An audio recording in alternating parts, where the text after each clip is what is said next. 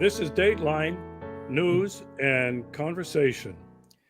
My guest tonight is a regular on the show and no stranger to most of you, Dr. Vladimir Kozin from Moscow.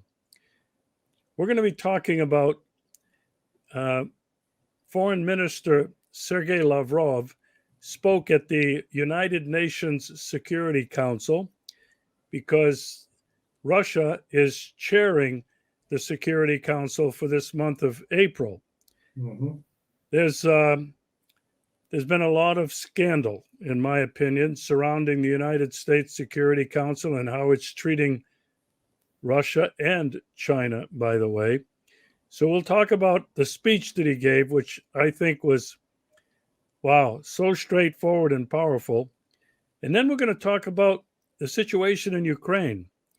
Um, Apparently, from various sources, including a general in the army and articles in the American press, it's not going very well. So we'll talk about that. But first, I want to welcome back my dear friend, Vladimir Kozin. Well, thank you very much, Regis. And I also greet the esteemed audience, wherever you live. All right. So, first of all, your general impressions of Sergey Lavrov's speech at the United Nations Security Council. What did you think about it? Yes, I'm very positive. It's not a kind of nice words simply because Sergey Lavrov was my faculty mate at GMO University, and we have been at the same called academic group number 10. But actually, when I examined his address to the UN Security Council, yes, I realized that it is one of the best speeches he has ever produced in the capacity of the foreign minister of the Russian Federation. So he actually touched upon several issues, and I cataloged roughly six of them that are of great importance, not only for the Russian Federation, but for the rest of the world.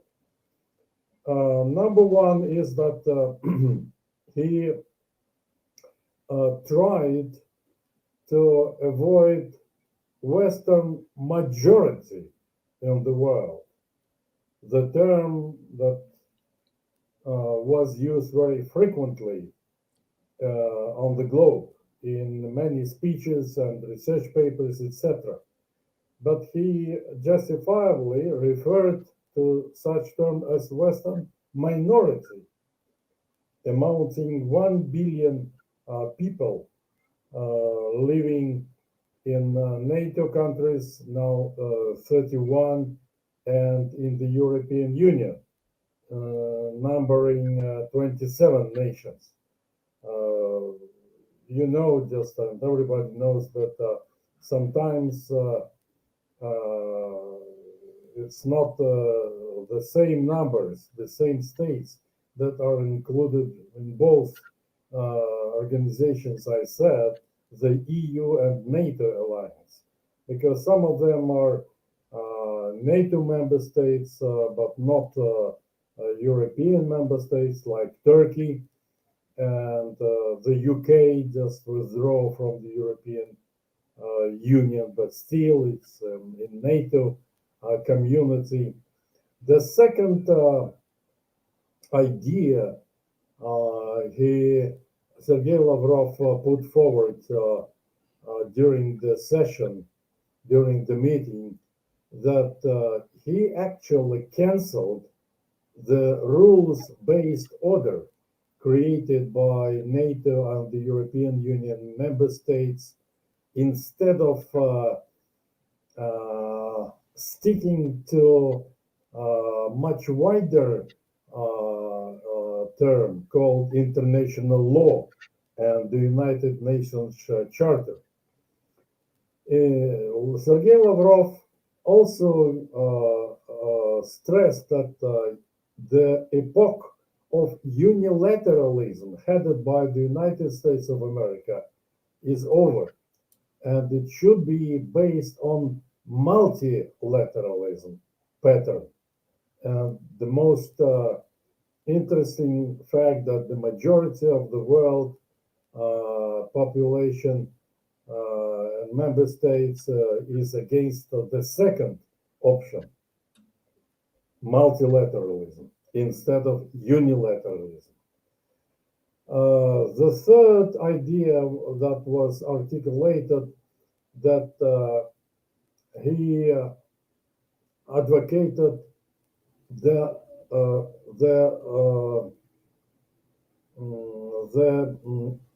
elimination of NATO dominance in the world, and excluded the possibility that North Atlantic Treaty Organization should be a dominant military and political organization all over the world. There will be no bosses and no slaves. All nations are considered equal. They have only one voice, irrespective of their territories and the number of population and gross domestic output. The idea number 4 is that he urged not to violate the UN Charter anymore, because in many cases, NATO member states, on one hand, advocated the existence and the validity of the UN Charter, but on the other hand, violated it under dubious pretexts and excusations. Sergey Lavrov also said that there should not be any subjugation of the United Nations organization, like NATO or the European Union or any other military and regional alliances. The next idea that was popped up by him was that he spoke in favor of the further enlargement of the UN Security Council, currently consisting of 15 member states, 15 nations, by inviting the states not represented widely from African countries, from Asia, from Central and Latin American countries as well.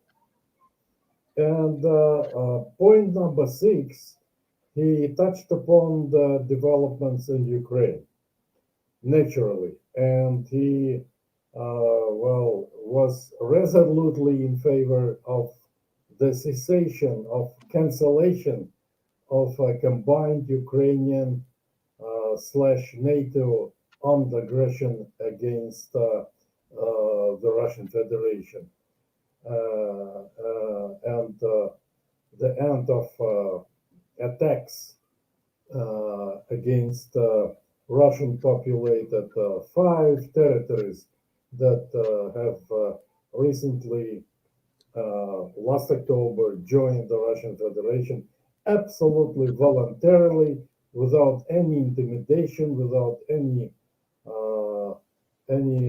threats, etc., by themselves, according to their will, openly declared in the respective 5 referenda, multiple referendum, or sometimes people use referendums, but it doesn't matter, referenda or referendums. Well, that's it. That's it, Regis, and I think that his speech has been already published, I think, in the records of the United Nations official documents.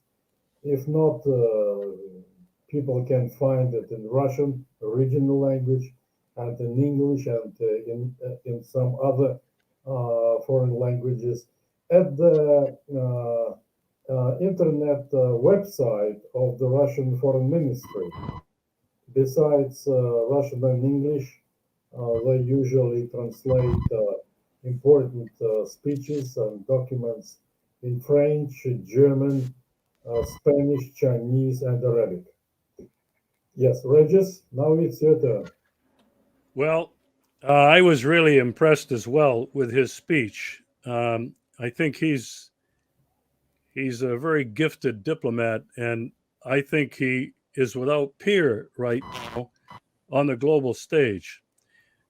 He mentioned a number of things, but I think in every one of the points you mentioned, when he talks about the West, he did come out once and said the United States and its Western partners, but it's the United States that's been behind all of this. It's the United States that has ruined the United Nations with its rules based order, its gross violation of the UN Charter and international law. He pointed that out. Mm-hmm. And I think, as you said, this was not just a message for the Russian people, it was a message in New York City to the United States of America, to Joseph Biden and his administration, without doubt, and to NATO and the European Union. He couldn't have been clearer. Now, there was some more United States orchestrated shenanigans, Vladimir. They did not allow Lavrov's press contingent to get visas to come to the United Nations. Mm-hmm. As of right now, I don't think they were allowed. And Lavrov promised a loud and clear message that the United States would not forget. What are your comments on that? Well, Regis, this definitely unfriendly gesture and suffocation of the freedom of speech, suffocation of freedom of disseminating ideas and thoughts, including by mass media people. Look, well, first of all, the US Embassy based in Moscow just delayed visa issue to the pool of Russian newsmen correspondents that could have gone together with Sergey Lavrov, definitely on a separate plane. It's not a problem. To the New York City to cover the developments at this international organization. But it was a very, just it's not like a joking gesture, but a kind of mental torture, I think, a kind of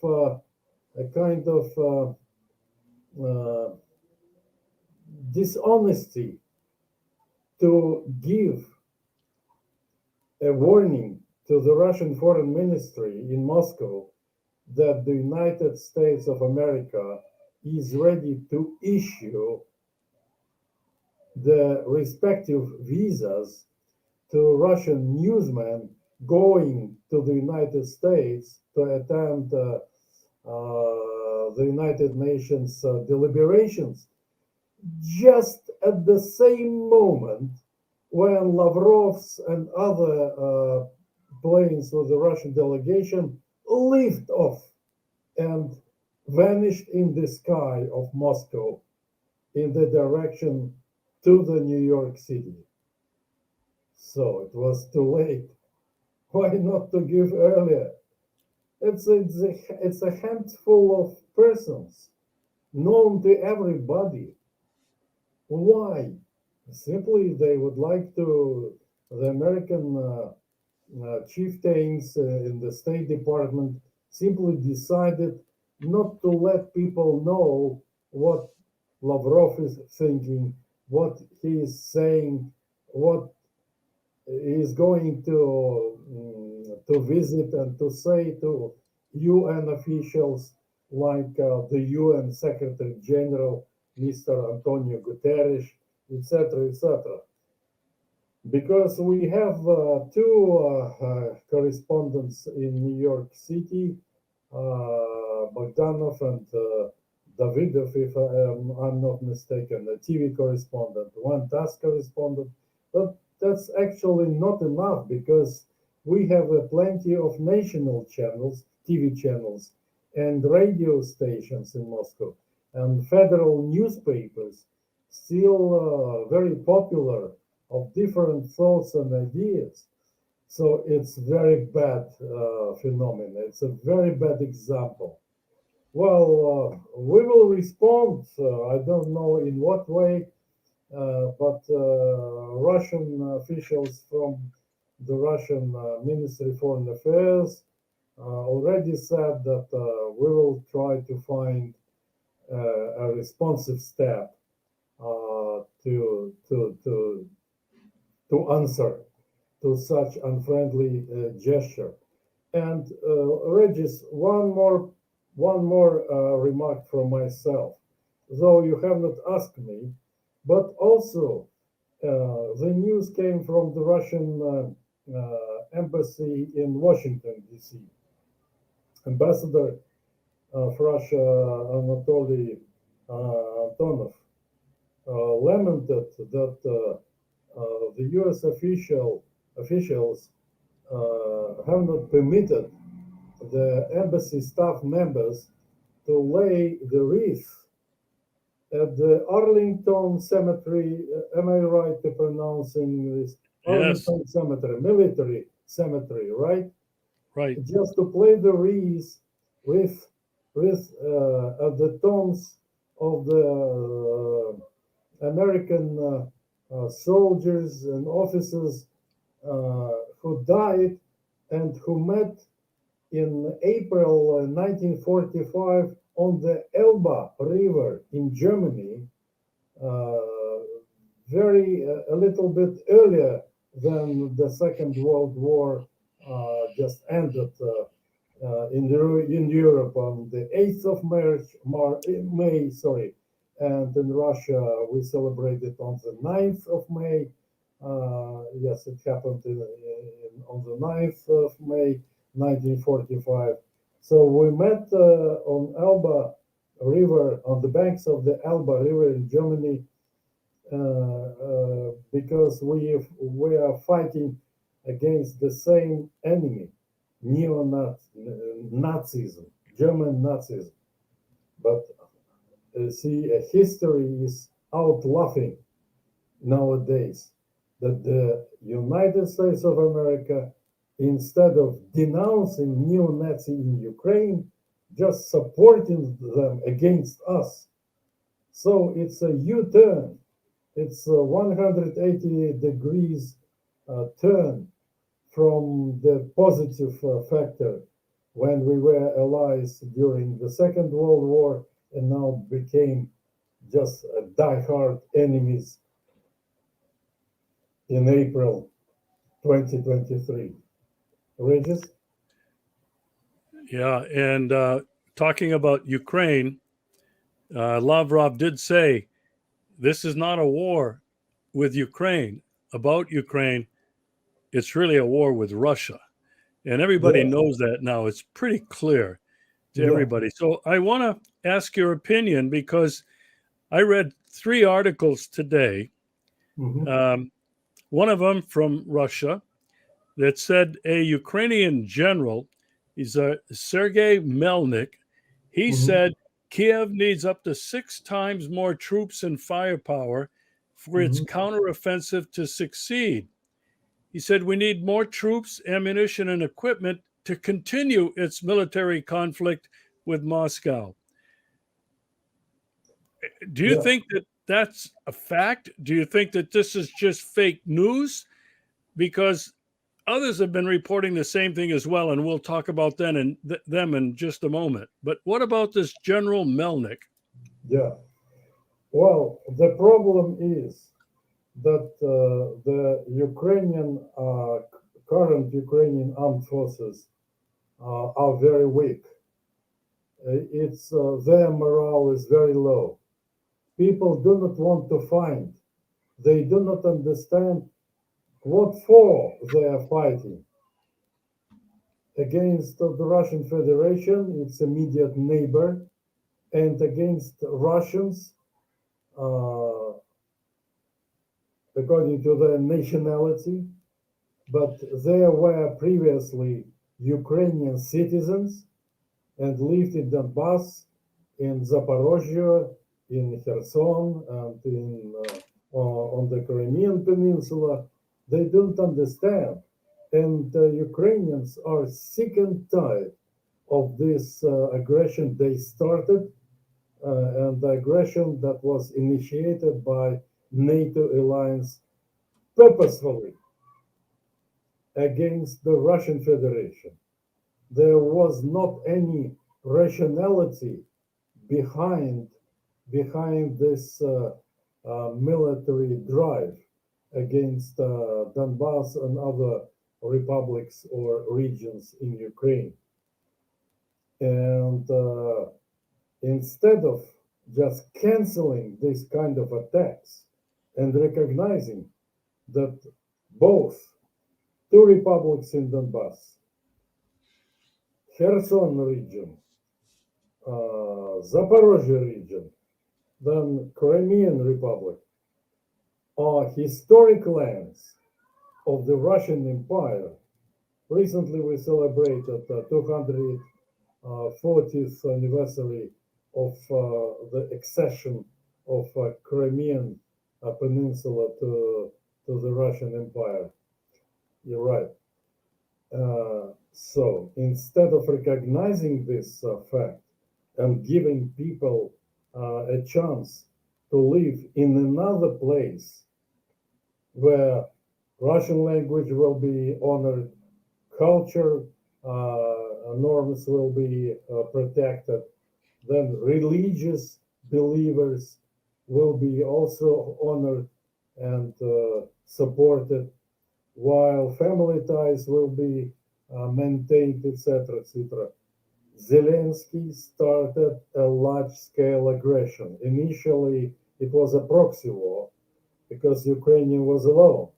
But as soon as NATO member states started pouring deadly weapons to the Ukrainian armed forces, it became a combination, a joint military aggression of Ukraine plus NATO member states together against the Russian Federation, but not against Donbass or southern regions of the former Ukraine. Because since October last year, 4 new territories joined the Russian Federation.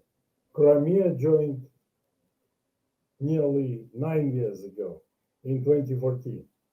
But in 2022, in October, these 4 regions joined the Russian Federation and became the same equal subjects of the same equal territories we are having inside the huge Russian Federation territory. So simply to recognize it, because if we put a simple question, I mean, Zelensky and his pals in Kiev, do people in all 5 new territories wish to live inside the Russian Federation or in Ukraine? The answer will be no. We would like to live in Russia, not in Ukraine. And this is very important factor. If many people are not going to live inside your land called Ukraine, you should leave them absolutely. By the way, on the basis of the international law enshrined at the UN Charter, I mean, the right for self-determination, Self-determination have has been confirmed by all these five territories or republics or regions, doesn't matter how you call them, has been confirmed during officially conducted referenda or referendums respective in each republic separately. So I think that it was a very highly demanding message from Sergey Lavrov concerning the Ukrainian developments, because what Vladimir Zelensky and his group, very limited group of people, a number of oligarchs, a number of military men, top brass, just have secured for Ukraine? Nothing. The territory is crumbling, is disintegrating. The economy is in a very poor position. Military expenditures enlarged by 640%. I repeat, 640%. It's not a Russian calculation. It's a figure that recently appeared in the documents released by SIPRI, Stockholm Peace Research Institute, very famous for calculating world military expenditures. And Ukraine was specifically mentioned in the results. So, and I don't understand. Well, today, a famous Russian TV channel called Patriot asked me a question. If a counteroffensive of Ukraine collapses, Ukrainian armed forces will not win, they will lose. What will happen with the elections in the United States of America? Please correct me if I'm wrong. I answered this Patriot TV station in the following way. Joseph Biden and Democratic Party of the United States of America will lose the next presidential election. Lose in favor of a Republican nominee, a Republican candidate. It doesn't matter right now who would be selected, either Mr. Trump or any other person from the GOP, gross old party, right? Republicans. Yes, it will change the political perspective in the United States of America, as well as deliver a very severe political and military blow to the North Atlantic Treaty Organization, will undermine the morale and superiority played widely by that alliance. And it will be a negative setback for Ukraine itself. It will be either disintegrated itself, and Hungary and Poland will grab a part of western part of Ukraine, where belong to Austria-Hungary Emperor or Rzecz Pospolita in Poland. So, and inevitably, Vladimir Zelensky his end will be very, very poor. Sentenced to death or to live on any Indian Ocean island comfortably. But is it a good final end, the good final fate for any person to be expelled from his country for wrongdoings, for betrayal, for creating a cul-de-sac, a deadlock for Ukraine. Once upon a time, very rich, very good country, extremely positive, with a nice population, nice culture, nice climate, all natural wealth were in their hands, industry, agriculture, flourishing. What they have done, Mamma mia, incredible, Regis. Well, a couple of points. You mentioned Zelensky and his crowd. Uh, it's been talked about a great deal about the corruption in Ukraine is unbelievable, unmatched anywhere in the world at all top levels.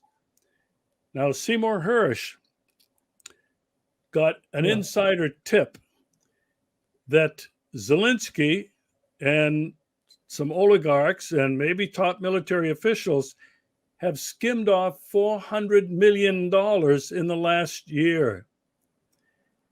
And this is incredible. And this was reported in the United States as well.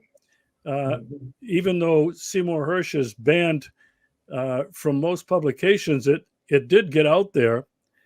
And the American people, they need to know this.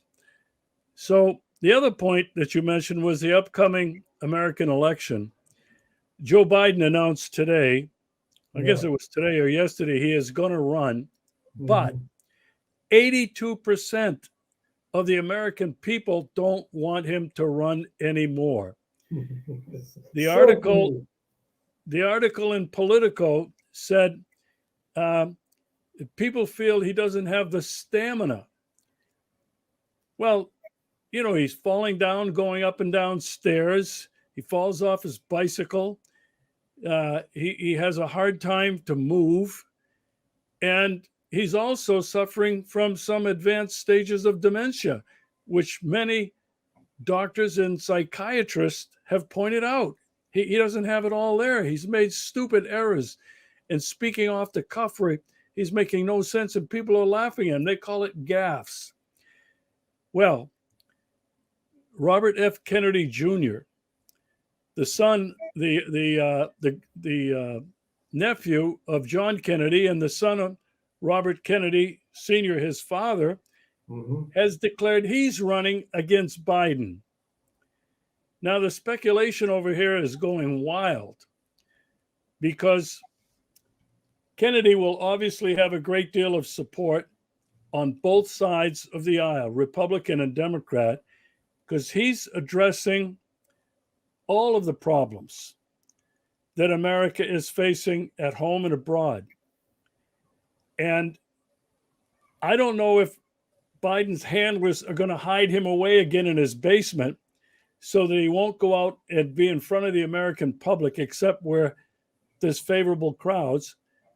But people are even wondering whether he will join the debate against in the Democratic primaries against Robert Kennedy, who's an intelligent man, very intelligent, a lawyer. Yeah. Biden will be embarrassed in front of the entire country. Yeah. And Regis, excuse me. Yes, I will never recommend Mr. Joseph Biden to take part in any election debates with anybody else in the United States. He will be outlaughed. When today I have seen on TV his announcement that he will run for the second term, only a very small sentence was video recorded, but all the text he was given by speechwriters was was shown on the screen as a sentence, not through his voice of Mr. Joseph Biden. He is incredibly poor. Joseph, go to the sofa, relax, stay at home, be with your family. You're a very old guy. leave Americans without you. Regis, sorry. Yeah, well, it's going to be very interesting to watch what unfolds now, not only in the United States, but because the election is going to be front and center now. It already is. Uh, and that's going to have an impact on what's happening in the world. The rest of the world is going to be watching and wondering, who is it going to be? Will it be Biden again? Will it be Trump again? Will it be Robert Kennedy Jr.? Uh, it's going to have an impact not only on that, but on the war in Ukraine. Now, this was reported in Politico. It said Ukraine was given Afghanistan style warning by the United States. And according to Politico, Washington has urged Kiev not to spread its troops too thin or overextend its ambitions. And this is what Biden reportedly told the Afghan president Ashraf Ghani at some point before the United States pulled out suddenly and quickly from Afghanistan and the Taliban took over. And so people now are starting to wonder, given the comments by Ukrainian generals, Ukrainian advisors to Zelensky over the last months, that they're failing. Their military is failing, as you mentioned. And I just am wondering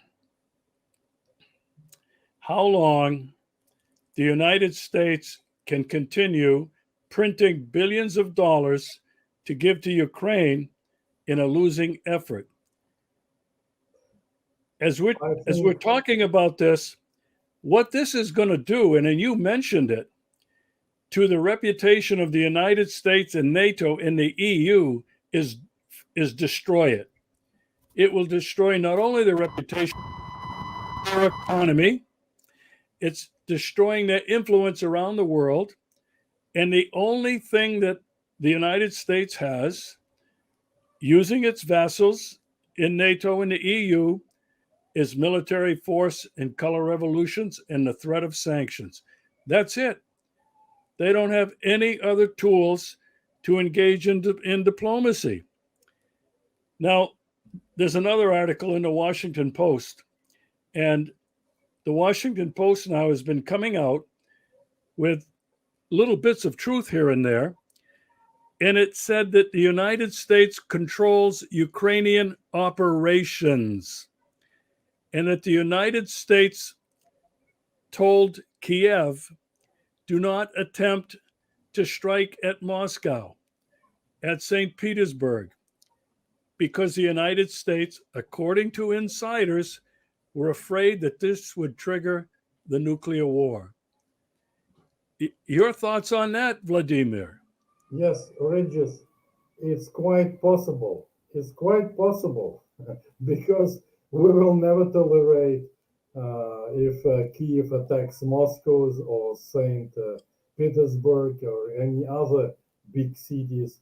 And there are voices in my country to create a kind of folks militia besides the police force, folks militia and folks population patrol forces in regions bordering Ukraine, right, from other directions. And we will not tolerate this kind of thing. That is a much better option for NATO and for Ukrainian leaders to accept all Russia's preconditions to end the war, to recognize all five territories we have been talking about as the legal area, political, administratively, financially, etc., as a part of Russia for good, forever. The pledge from Kiev not to join NATO alliance but not like NATO Secretary General Mr. Jens Stoltenberg again asked Ukraine to join the alliance, demanded even when the victory will be on your side, he said, applying to Zelensky and Zelensky's leadership. No, we will close the upcoming developments very closely, very closely. Ukraine doesn't have air power. Ukraine doesn't have navy in the Black Sea, destroyed, or in Azov Sea, it became Russian Sea completely. Ukraine doesn't have enough main battle tanks. Ukraine doesn't have anti-aircraft defense systems, anti-missile systems up to substantial quality and quantity. Tremendous human losses inside armed forces of Ukraine. And there will be more. Is it the nice price for what Ukraine has got up to now, or what Ukraine will get in the immediate future? Nothing. Zero. Zero option. Zero. Nothing. Absolutely. Just smoke from cigarette. So, and the best solution is to stop aggression against the Russian Federation. My words are applied to Kiev, to Washington, London, Paris, etc., etc., to all NATO countries and to all European Union countries that actually has become a kind of second military alliance in the world, supporting NATO alliance. And one more remark towards self-nomination of Joseph Biden to run for the second term as a president. I don't like that people are laughing when he stumbles in the stairs going to the airplane, or just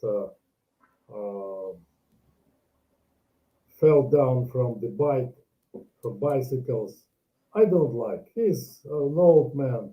We could also just fell down and collapse somewhere in the street when we are getting older and older. It's not a proper factory to laugh at. But what I'm personally care and send a very honest, a very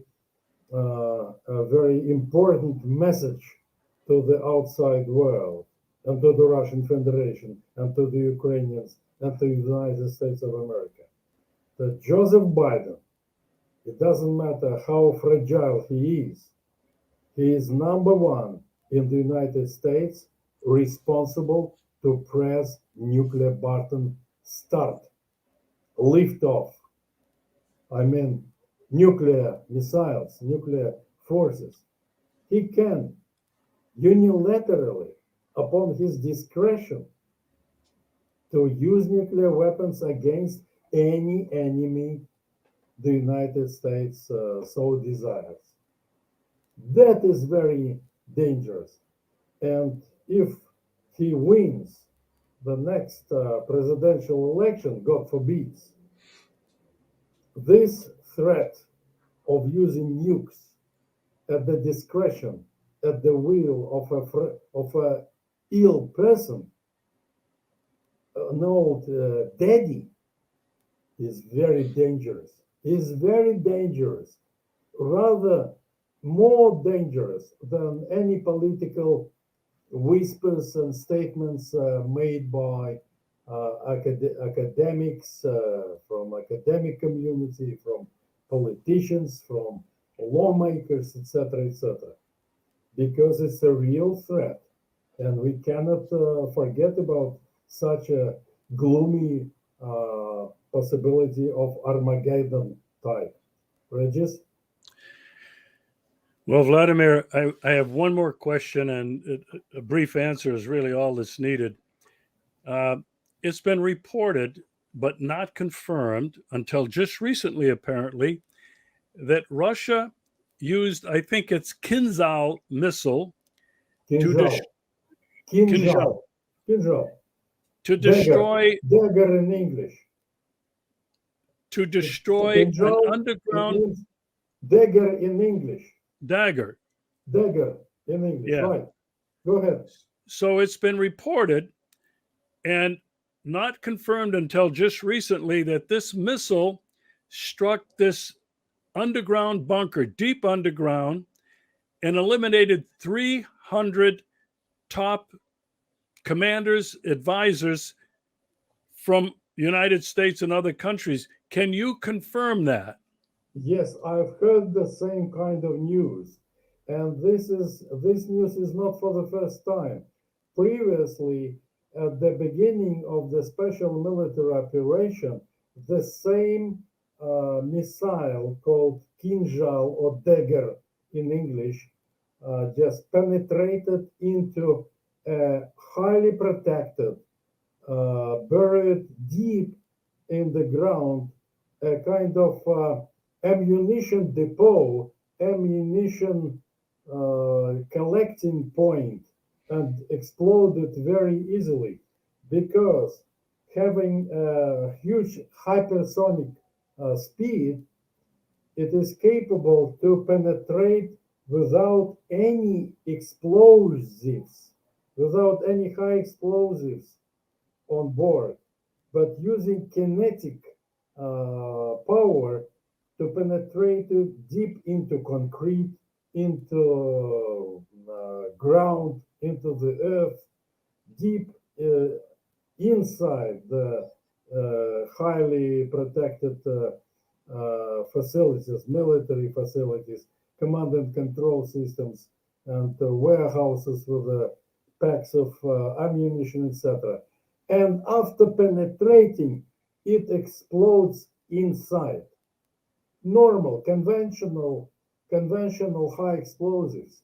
But at the same time, Kinjal or dagger has a possibility to carry nuclear-tipped warhead. It's not a problem.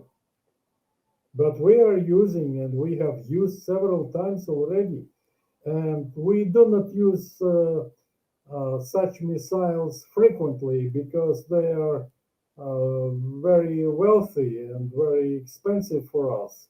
And we just saving them for more strategic tasks than simply to destroy a railroad or just a bridge over the river. Well, for that purpose, we have much less expensive devices. But naturally, we are using new types of weapons. Yesterday, by the way, there was official announcement, official, not rumors, that Russian newly born tanks called Armata in Russian, or a designation is AT, like Alpha Tango 14, 1-4. It's a military designation of this tank, and Armata is a colloquial name. They have already been sent to the battlefield in Ukraine from our side, but they have not been engaged in the tank or other battles involving tanks. But they are started sharing distant, far away position and facilities of the enemy, far away, more than 6 kilometers from the position, from the location of Armata, without any mistakes. One shot, one piece tank, armored personnel carrier, command and control center will be eliminated completely. Extremely accurate. It's actually not artillery shells, but rockets, small rockets, guided using navigational system and other electronic devices. We are using a lot of drones, like anti-tank killers. Last Sunday, on the Russian TV, federal TV channel number one, we have seen Leopard 2, as German famous tank they supplied to the armed forces of Ukraine. His turret, tank turret, was lying away from the main body of Leopard 2, Leopard 2, aus Federal Republic of Germany, from Germany. Tremendous precision, tremendous power. It doesn't matter how many tanks Germany, Slovakia, Portugal, British, the United States will send. We will destroy them all sooner or later and very quickly. Regis? Well, Vladimir, I want to thank you again. It's always a pleasure, always an education to listen to you analyze what's been going on in not only this conflict, but in Russian foreign relations and the multipolar world that's emerging. Thank you again. We'll look forward to having you back very soon. Yes, Regis, and I'm also very grateful to you and to any people who will watch this video recording, and for Regis for all your straightforward and very interesting questions. I'm always eager to respond them. They are so interesting that they inspire me to respond more and more and more without any interruption. Well, thank you very much indeed, my friend. Take care. God bless you and your family.